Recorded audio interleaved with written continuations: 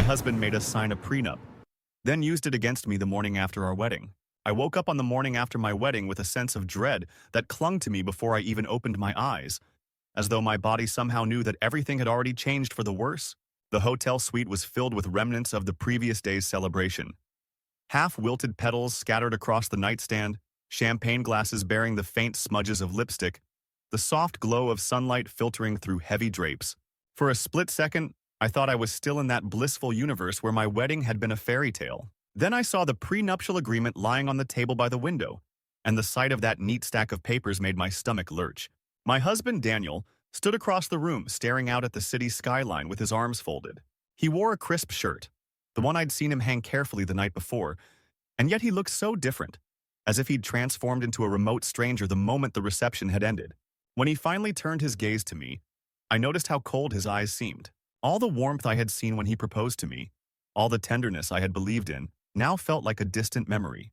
I had planned, in my naive excitement, to wake up as a radiant newlywed, someone who might playfully tease her husband about last night's dancing, or tenderly kiss him good morning. Instead, I sat there clutching the edge of the blanket while he picked up the prenup and said, in a clipped, businesslike tone, "We need to go through some of the clauses in here." That was how our first conversation as husband and wife began, and my chest tightened with every syllable he spoke. I remember half whispering, "What clauses?" and feeling immediately foolish for not having read them more carefully before. The truth was that I'd skimmed through those pages, trusting his every word. His lawyer's office had been intimidating, with walls lined by imposing legal volumes, and Daniel had held my hand, assuring me it was all just a formality.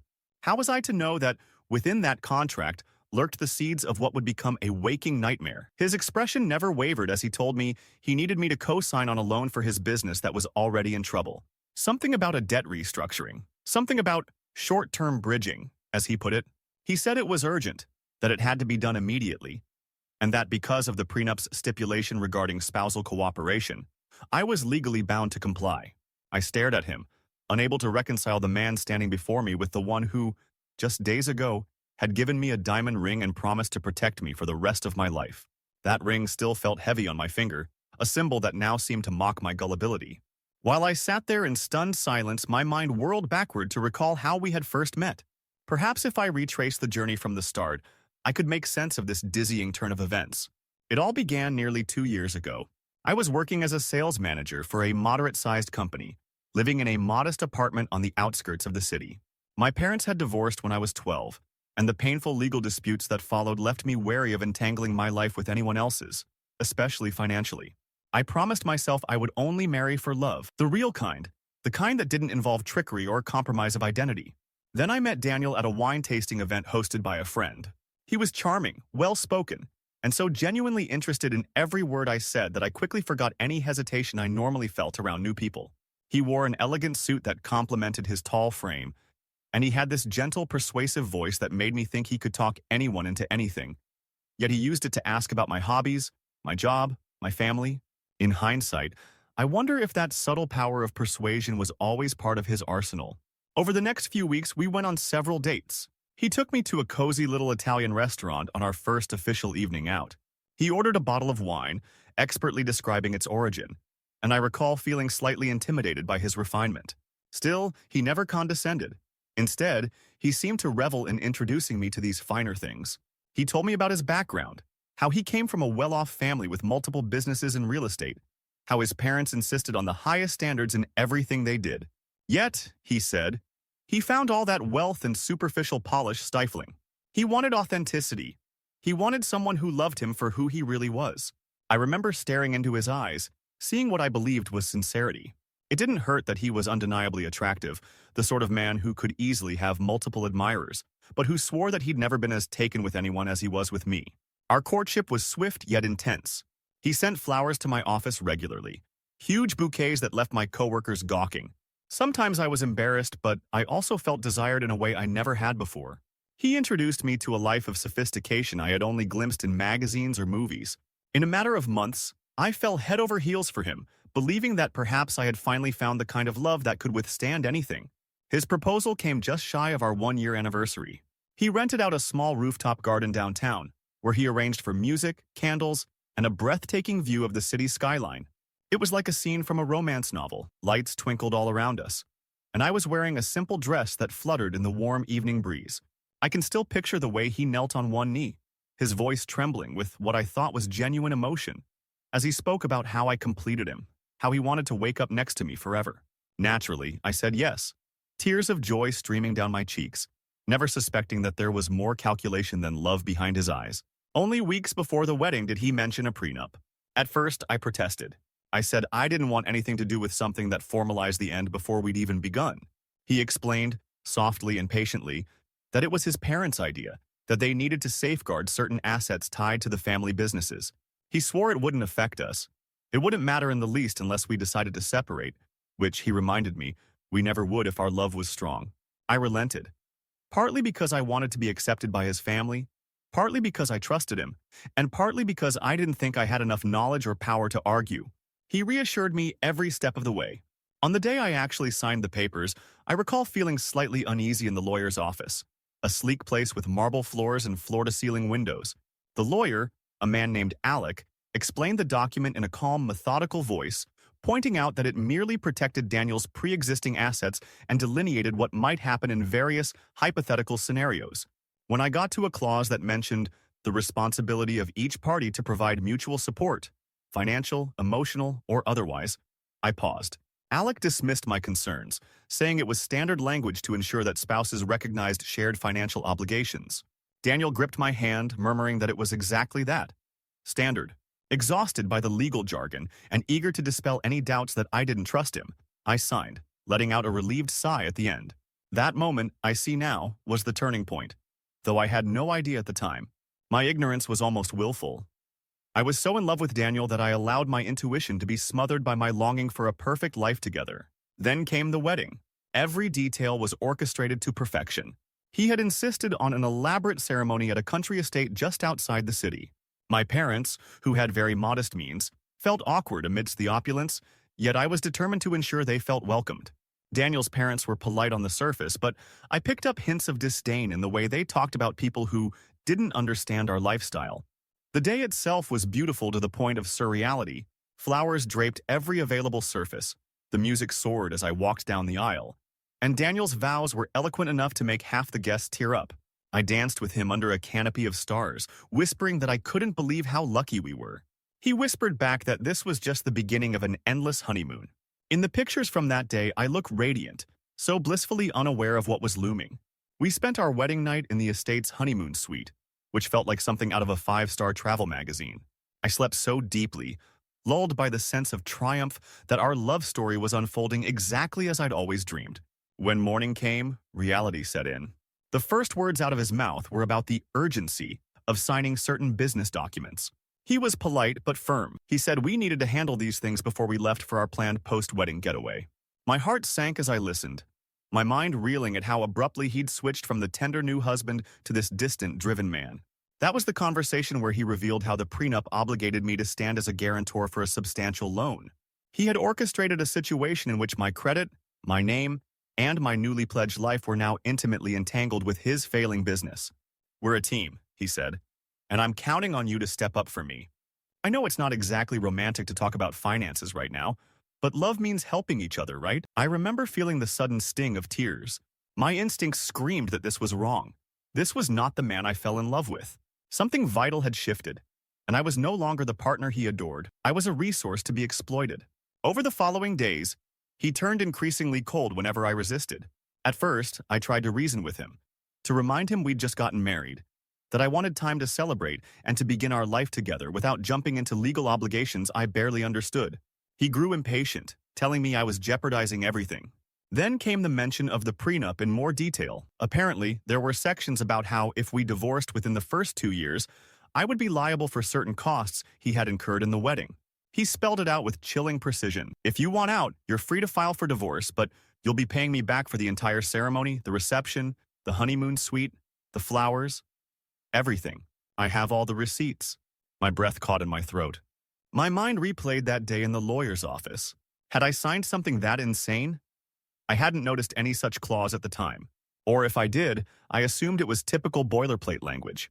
Now, though, Daniel seemed to know every comma, every line of that document.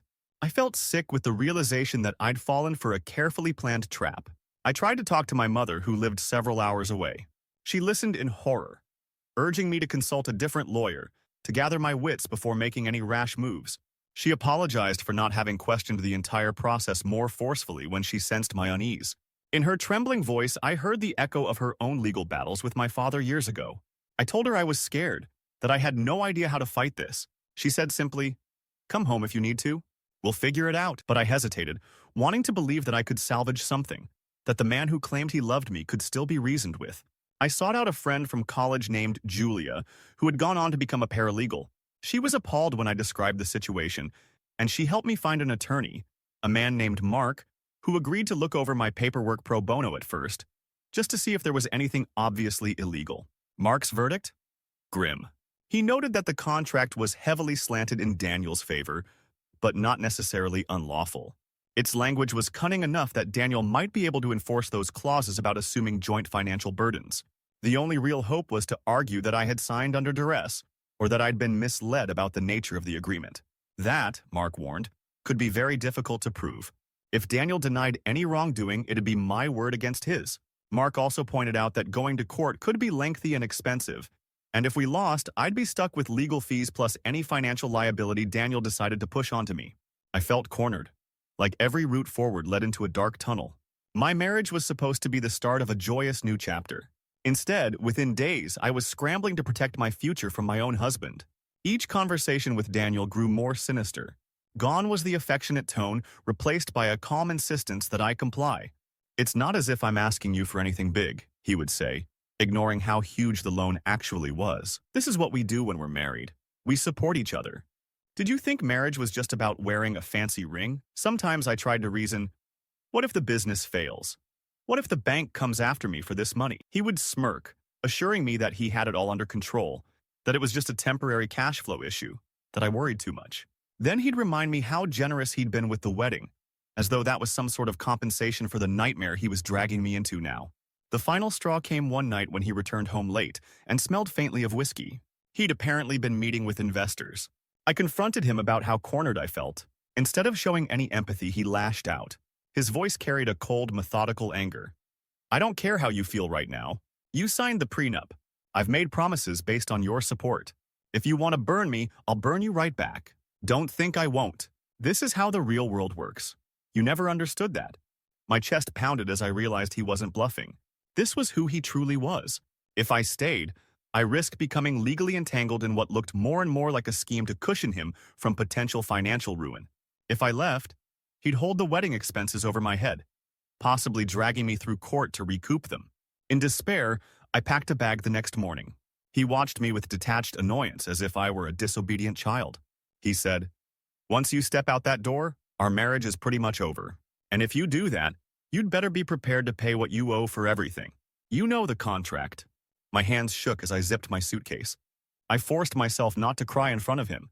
All I said was, "I'd rather lose everything than stay here and lose myself." Then I walked out, my stomach in knots, but a small part of me feeling an odd relief that at least I wasn't physically trapped under his roof. I took a train to my mother's house, where she embraced me the moment I arrived.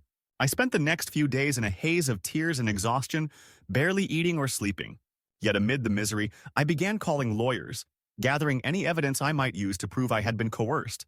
I found text messages in which Daniel had hinted at the financial trouble, and others where he had talked about how the prenup was just a meaningless formality. Mark thought these messages might help, though he remained cautious about guaranteeing success. The prospect of going through a protracted legal battle was horrifying, especially given Daniel's well-connected family. Mark mentioned that I might try to negotiate a quiet settlement. Essentially, I would agree to a divorce if Daniel promised not to enforce the more punishing clauses. It felt like a humiliating move, but also possibly the least damaging. After a few weeks, I mustered the courage to meet Daniel face-to-face again at a public cafe near the train station. I was determined not to let him see how frightened I still was. He arrived in a flawless suit, looking every bit the refined businessman, and gave me a cursory nod. There was no trace of the man who had once played the role of my devoted fiancé. I spoke first, telling him I wanted a divorce. He bristled, but I pressed on, explaining that if he demanded I reimburse the wedding costs or insisted on the credit obligations, I would take him to court and expose everything. I'd reveal how he'd manipulated me, how he'd threatened me. I saw the muscles in his jaw tighten. He tried to feign indifference, but I detected a flicker of nervousness in his eyes. "You can't prove anything," he said, though his voice lacked its usual confidence. "Maybe," I replied. "Maybe not. But I can certainly drag you and your family's name through the mud, and I suspect you'd rather not have that happen." Silence stretched between us until he finally exhaled, a sharp sound of frustration. "Fine," he said flatly. "We'll do an uncontested divorce. You walk away, I walk away.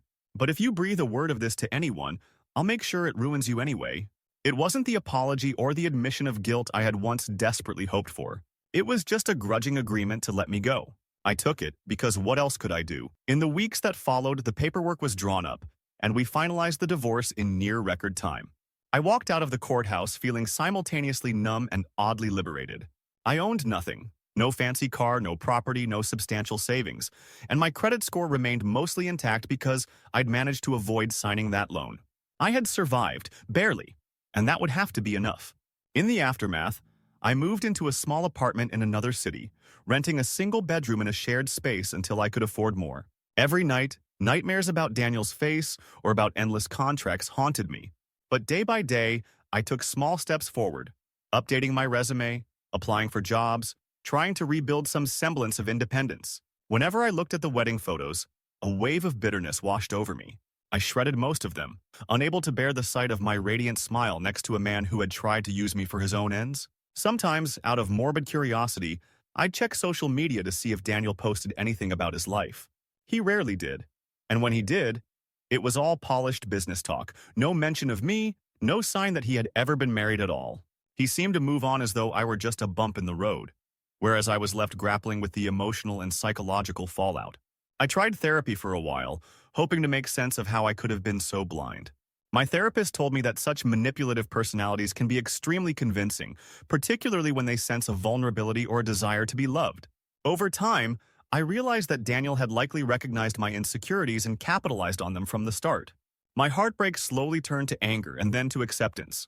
I began sharing my story with close friends, mainly to warn them about the potential dangers lurking behind a charming facade.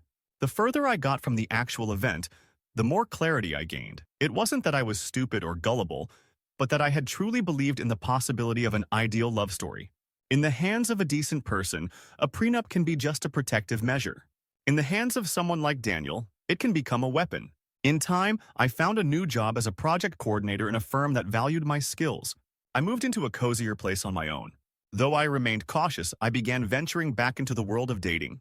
On a few occasions, I felt those familiar butterflies in my stomach, but I was far more vigilant about the people I let into my life. I had lived through the darkest side of heartbreak, betrayal, entwined with cold calculation. If I could endure that, I told myself, I could handle the challenges of building a new, healthier relationship somewhere down the line. Even now, I sometimes lie awake thinking about that morning after the wedding, how I wore a delicate nightgown, how I thought my life was about to begin, but instead, it was already unraveling. The memory of Daniel's eyes, so devoid of empathy, still sends a chill through me. Yet I also recall the small but fierce resolve that flared in my chest when I finally stood up to him. That spark of self-preservation was the one thing he couldn't stamp out, no matter how carefully he had planned every other detail. It took months, but I came to see that I wasn't just a victim in this story. I was also the person who refused to be silenced, who refused to sign a fraudulent loan, who chose to walk away from luxury rather than become a pawn. In that sense, I reclaimed some power, even if the overall ordeal cost me a piece of my innocence. There are times I wonder if Daniel ever feels remorse or if he ever thinks back on our relationship with any genuine regret. My gut tells me that he probably doesn't. For him, marriage was likely another business transaction, a means to an end, overshadowed by his desire to protect his assets and perpetuate an image of financial security. Perhaps he found a new target after me, someone else to charm with the promise of a glittering future. But that's no longer my concern. My concern now is living freely, healing, and maybe, just maybe, rediscovering the capacity to love without fear. Someday, I hope to meet someone who values honesty and equality, someone who understands that real partnership is about supporting each other's dreams, not exploiting each other's vulnerabilities. I do believe such connections exist. It's just that next time I'll keep my eyes wide open, read every word before I sign anything, and never place blind faith in empty assurances. In the quiet moments when I reflect on what happened, I still feel a pang of sadness, but it's accompanied by a sense of pride. I walked away from a golden cage, from a future that would have slowly eroded my dignity. Yes, I lost the fairy tale I thought I had, but it was an illusion in the first place. The reality I'm crafting now might be more modest, but at least it's authentic, at least it's mine. And as painful as it was, the ordeal taught me who I am and what I'm willing, and not willing, to accept in my life. If anyone stumbles upon my story, I hope they see it not just as a cautionary tale about predatory contracts or toxic marriages, but as a testament to the strength we find in ourselves when cornered. Love can be a beautiful bond, but it should never leave someone feeling trapped or coerced. If it does, that's a glaring sign that something is deeply wrong. My wedding day may have been filled with dazzling lights, extravagant decorations, and a crowd of well-wishers, but it was hollow underneath. True love, I've learned, is built on mutual respect, honesty, and a willingness to grow together rather than manipulate or control. I may have left that marriage with almost nothing tangible, no wealth, no gifts, no souvenirs worth keeping. But I walked away with my integrity intact, and that's worth more to me than any amount of money. Even on the hardest days, I remind myself that I'm free. I'm free to dream again, free to rebuild my life. No contract can cage me anymore. No false smiles can deceive me so easily.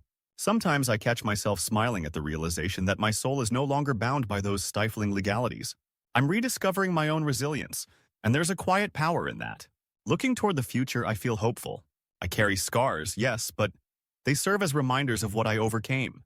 And if ever I falter or question my decisions, I recall that terrifying morning after my wedding, how the sunlit haze could not hide Daniel's true intentions, and how, in the end, I chose to walk out with my head held high.